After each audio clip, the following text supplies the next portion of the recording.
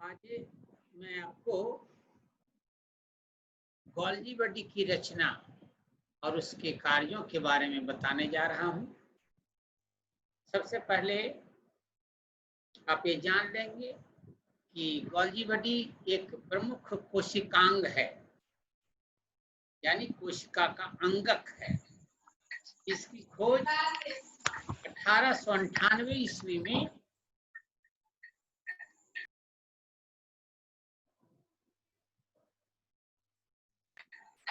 किया गया।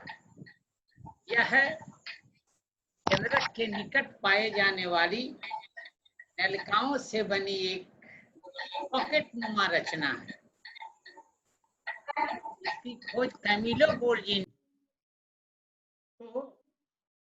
गोल्जी ने इसकी खोज की थी। यह केंद्रक के निकट पाई जाने वाली पतली पतली नलिकाओं से बनी हुई एक रचना है, जो देखने में पॉकेट के समान लगती है। यानी इसकी सजावट नलिकाओं की इस प्रकार से है, एक दूसरे के समानांतर ये नलिकाएं सजी रहती है। जो बड़ी नलिका होती है, यानी पुरानी नलिका होती है, वो एक तरफ होती है, उसके ऊपर छोटी छोटी छोटी नई नलिकाएं जुड़ती जाती है। जिधर बड़ी सी नलिका है उस फेस को मैच्योरिंग फेस कहते हैं, और छोटी नलिकाओं को वाले फेस को फॉर्मिंग फेस कहते हैं। अब इसका जो पार्ट्स है, गॉल्जी बॉडी के पार्ट्स हैं, यानी इसके जो भाग हैं, वो 3 प्रमुख भाग हैं। उसके बारे में मैं आपको बताने जा रहा हूं। पहला, सिस्टर्नी। यह पतली झिल्ली युक्त नलिकाओं की बनी रचना है, जो एक दूसरे के ऊपर समानांतर क्रम में सजी होती है। जैसा मैंने अभी आपको बताया भी है, नलिकाओं की संख्या 3 से 12 तक होती है। जो समानांतर क्रम में सजी हुई नलिका है वो 3 से 12 तक होती है। इन नलिकाओं में रंगहीन तरल पदार्थ भरा हुआ होता है। इसी में हमने अभी बताया आपको कि जो बड़ी नलिका होती है, जो पहले बनती है, वो धीरे धीरे बड़ी होती जाती है। तो बड़ी नलिका की साइड का जो फेस है उसको मैच्योरिंग फेस, परिपक्व सतह बोला जाता है। और धीरे धीरे जो छोटी होती जाती है नलिकाएं, सिस्टर्नी, तो छोटी नलिकाओं के तरफ का जो फेस है उसको फॉर्मिंग फेस कहा जाता है। दूसरा भाग हो गया गॉल्जी बॉडी का वैक्यूल। सिस्टर्नी का जो अंतिम सिरा होता है वो फूला हुआ होता है, थोड़ा गोल गोल होता है। जब यह अंतिम सिरा, सिस्टर्नी का ही अंतिम सिरा, जो गोल सिरा है, वो टूटता है तो गोल गोल रचनाओं में बदल जाता है, और इन्हीं रचनाओं को वैक्यूल कहा जाता है। हिंदी में इसको रिक्तिका कहते हैं, वैक्यूल के नाम से जाना जाता है। ये दूसरा भाग हो गया। तीसरा, वेसिकल। तीसरे भाग का नाम है वेसिकल, यानी सिस्टर्नी, जो सूक्ष्म सिस्टर्नी है, छोटे छोटे सिस्टर्नी है, उसके कण जब टूटते हैं, यानी अगला सिरा जब टूटता है किनारे वाला, तो बहुत सूक्ष्म कण के समान रचनाओं में ये बदल जाता है।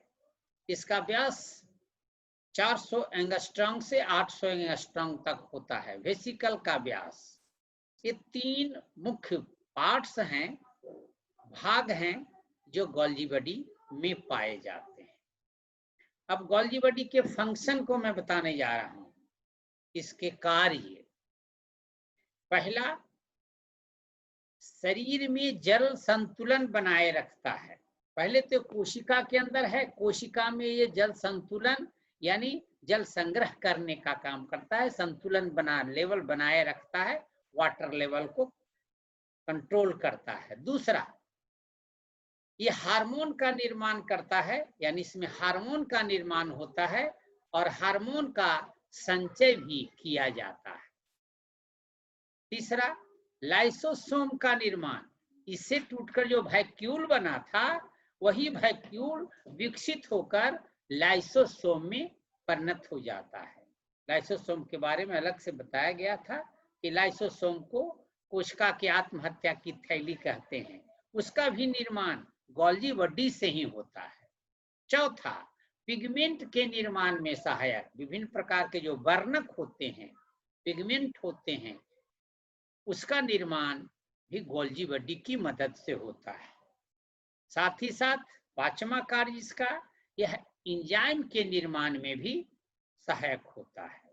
अब मैं इसका चित्र आपके सामने लाने जा रहा हूं। आप इसके चित्र को समझेंगे, चित्र के साथ भी मैं आपको पुनः एक बार समझाऊंगा। ध्यान से देखिए, यही है गोल्जी बॉडी जो न्यूक्लियस के निकट पाया जाता है साइटोप्लाज्म में। इसमें जो पतली पतली आप नलिकाएं देख रहे हैं, उन्हीं नलिकाओं को सिस्टर्नी कहा जाता है। सिस्टर्नी के अंदर का जो रिक्त स्थान है उसको ल्यूमेन कहते हैं। उसी में रंगहीन द्रव भरा हुआ होता है। देख लीजिए, एक तरफ से समानांतर क्रम में जो फॉर्मिंग फेस है ना, उधर से बड़ी बड़ी नलिकाएं हैं और ऊपर सिस्टर्नीज हैं, वो ऊपर जाते जाते धीरे धीरे छोटी होती चली जाती हैं। देख लीजिए, इसी को जो हम बताया था, दो फेस है, जो विकसित क्षेत्र है उसको इसमें ट्रांस फेस बताता है। हम लोग मैच्योरिंग फेस के नाम से भी जानते हैं। और ऊपर वाला फेस जो इसमें देख रहे हैं, जो छोटी नलिका है, उसको फॉर्मिंग फेस कहा जाता है। अब देख लीजिए, उसी से गोल्जी बॉडी से ही newly forming vesicle and secretory vesicle, दो तरह की बातें हो रही है। तो जो टूटता है, जो बड़ा बड़ा वैक्यूल बन रहा है, उसको सेक्रेटरी वेसिकल या वैक्यूल कहते हैं। जबकि जो छोटा छोटा होता है न्यूली फॉर्मिंग, उसको वेसिकल के नाम से जाना जाता है। वैक्यूल अलग है और वेसिकल अलग है। इसी वैक्यूल से जो सेक्रेटरी वैक्यूल्स हैं, वेसिकल्स हैं या वैक्यूल्स हैं, दोनों सेक्रेटरी का काम करता है। दोनों से द्रव या एंजाइम बाहर निकलता है। तो इसको सेक्रेटरी या श्रवण करने वाला, श्रावित करने वाला वैक्यूल कहा जाता है। और इसी से लाइसोसोम का निर्माण होता है। ये जो चित्र है, ये चित्र है गोल्जी बॉडी का। ध्यान से आपने देखा।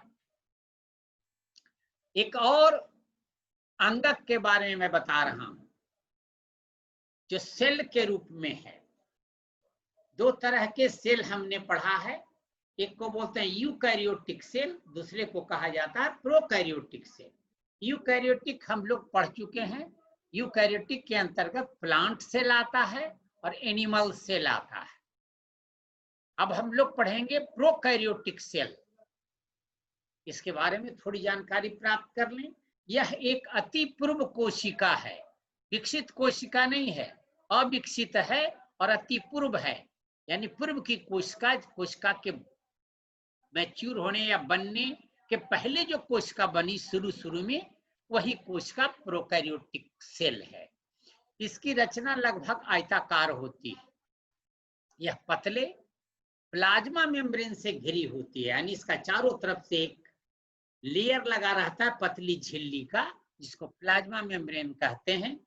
और प्लाज्मा झिल्ली के फिर बाहर से एक लेयर प्लाज्मा झिल्ली का है और फिर बाहर से इस प्रकार से सेल्यूलोज का एक आवरण पाया जाता है, जिसे सेल वॉल कहते हैं। जैसा कि प्लांट सेल में होता है, ठीक उसी प्रकार।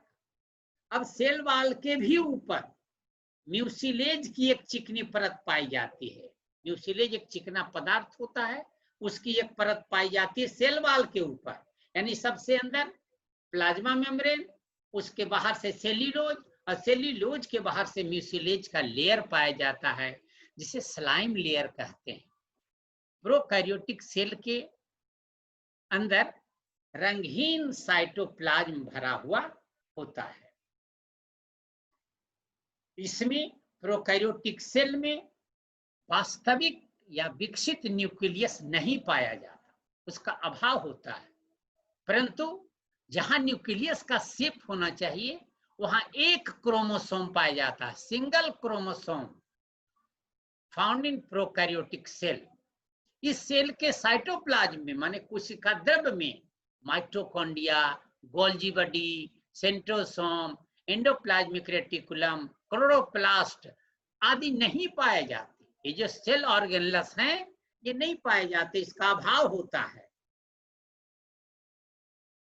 परंतु प्रोकैरियोटिक सेल के साइटोप्लाज्म में गोल आकार के डीएनए और फोटोसिंथेटिक मेम्ब्रेन तथा मेसोसोम्स उपस्थित होते हैं। फोटोसिंथेटिक मेम्ब्रेन से ही ये प्रकाश संश्लेषण की क्रिया को संपन्न कर लेता है और अपना पोषण प्राप्त करता है। यानी अंतर पूछने का होगा, पूछ देता है what is difference between prokaryotic cell and eukaryotic cell. तो प्रोकैरियोटिक सेल में अंतर जब बनाना आप चाहेंगे तो आराम से बना लेंगे। ये पूर्व कोशिका है और ये आधुनिक और विकसित कोशिका है। दूसरा, इसमें माइटोकॉन्ड्रिया, यूकैरियोटिक सेल में माइटोकॉन्ड्रिया पाया जाता है, प्रोकैरियोटिक में नहीं पाया जाता। फिर लिखेंगे यूकैरियोटिक सेल में गोल्जी बॉडी पाया जाता है, प्रोकैरियोटिक सेल में नहीं पाया जाता। इस प्रकार से आप आराम से अंतर 5 निकाल ले सकते हैं। लास्ट में हमने बताया कि प्रोकैरियोटिक सेल के साइटोप्लाज्म में गोलाकार का डीएनए, राउंड डीएनए तथा फोटोसिंथेटिक मेम्ब्रेन पाए जाते हैं और मेसोसोम्स भी उपस्थित होते हैं।